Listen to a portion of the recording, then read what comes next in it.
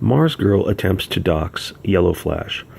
Marzgurl released a statement where she asked for Yellowflash's information, his physical location, his address, his real name, so she could send him a cease and desist letter.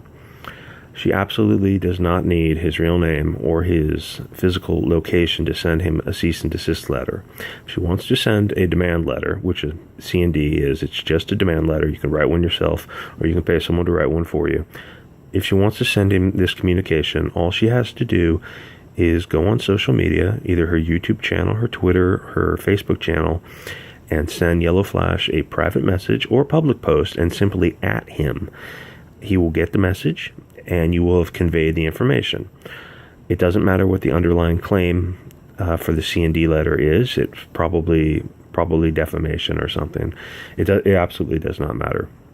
She's asking that he probably would ask that he amend his earlier statements that she feels were defamatory and stop any future defamatory statements. But she's conveyed that information to Yellowflash. Yellowflash reposted her tweet, so he's well aware of it. It's my opinion that the purpose of Marzgurl's communication was to intimidate and harass Yellowflash, because she didn't need to know his physical location. She didn't need to know his name. Maybe she thought it would have more weight, but that really goes to the argument that she's trying to intimidate and threaten Yellowflash. It would be ironic if Marzgurl's communication, where she threatens to dox, or she seeks the dox of Yellowflash, if her communication was legally or civilly actionable, because she's trying to intimidate or harass Yellowflash, not merely to communicate with him. Anyway, she wrote a long, rambling manifesto. She says, spoke to a lawyer today, still weighing options, taking help and opinions. Here's what I know so far. Please feel free to chime in. I think I have legal options. First option is to compel the police and the FBI to actually pay attention and understand. At this point, both have just blown me off, which they figured was likely to happen, so they have to start drawing up information legally to force them to care and pay attention. Here's the thing. If you call the FBI and tell them a crime has been committed, they will find out who Yellowflash is in about 1 minute by compelling YouTube, Twitter, or Facebook to release his information. As another friend of mine suggested, they also suggested that we start speaking to local congresspersons and see if we can't make them care about how dangerous this has become. That's insane. They seem fairly optimistic on these fronts and believe that going to the courts would work, but only after exhausting a lot of other options. You are a crazy person. They would like to be able to just tell Yellowflash to cut it out. You just did that. I'm sure that means sending a cease and desist. You just did that. But the problem is we don't know who Yellowflash is or where he lives. You don't need to know that. If I could get any help at all from anybody who might know how to figure out who he is, that's going to be a huge help. That sounds very, very creepy. Because if they have to turn to legal means to do it, it'll take longer. And it'll be more costly in the meantime. If there's anybody out there who can help me identify, locate Yellowflash, that would help me out immediately. His Twitter account says location to 616. My hypothesis is he's somewhere around Michigan. So, you have any idea how creepy this sounds? You sound like a crazy person stalker. Of course, I need to be gathering proof that what he is saying is harmful, defamatory things about me that are untrue. Okay, if you don't have proof, if you want proof that he has allegedly made defamatory statements to you, all you have to do is read his Twitter, watch his videos on YouTube. The proof is out there. If he did make defamatory statements, it would take you a day to find them. Why don't you find them and republish them, so you could prove that he did make defamatory statements a fact, not opinion about you. I really doubt he did, though. His monetization of my image, that's fine. He's not selling the product with your image on it.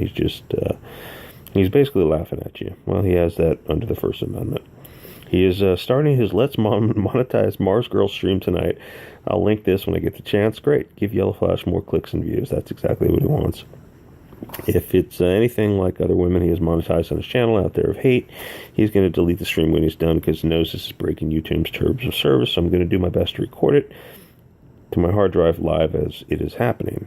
Well, that's a pretty simple thing to do. You don't need to do your best. You just need to do it. Speaking of YouTube, they're going to see if they can reach out to YouTube and Twitter respectfully about deplatforming these threatening and false statements. Although they know that both platforms have loopholes, it means that YouTube and Twitter are not directly to be held accountable for what the user posts, but they'll see what they can do. One thing they said that shocked me was that they suggested I combat his information with information of my own. Yes, of course. You have a platform just as big as Yellowflash's. If you feel he's defaming you, take those statements and respond to them. You can. It's not rocket science. With as many people suggesting I just give them no ammo. No, that's fair too. They suggested that if I thought I had a big enough public support group, I'd make an unceased and entirely strong, concentrated effort to combat their lies with my truce. Truce, this would basically mean raising an army, and you already have an army. I'm sure you have an army on Facebook. As raise an army, I don't believe that I'm a big enough figure that has an army of people willing to publicly stand up with me and fight at my side. If I did, maybe I would have gone this route long ago, but I don't. Money is an issue.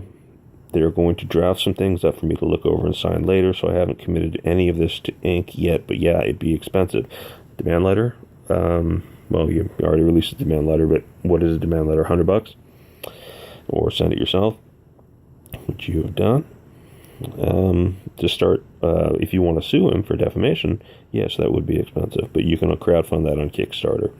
Of course, if he made defamatory statements against you, you could simply show us these statements. I know some people said way back at the beginning of this that if I ever need to take this to the courts, they would financially have my back. I am sick of being a beggar, but if anyone is serious about this, I strongly believe that these are the right step to begin deplatforming some dangerous people. Dangerous people. The lawyer sounded very confident that with a little bit of work we could get started on making this happen. We work hard enough on our own, it means we pay them less for the work. Okay. However, if there's anybody who knows any other lawyers who might do this cheaper or even pro bono, I'm more than happy to take that route instead. No doubt. These lawyers have given me a good enough idea of the first steps taking the right. Okay. You're physically capable. There's nothing wrong with you. You can pay for your own attorney. Pro bono work is for like child custody cases where you have a desperate father whose ex is keeping the child from him, and he doesn't have any money. He absolutely needs to see his kid. That's what the purpose of pro bono, not for this. You're a vile, reprehensible, horrible human being.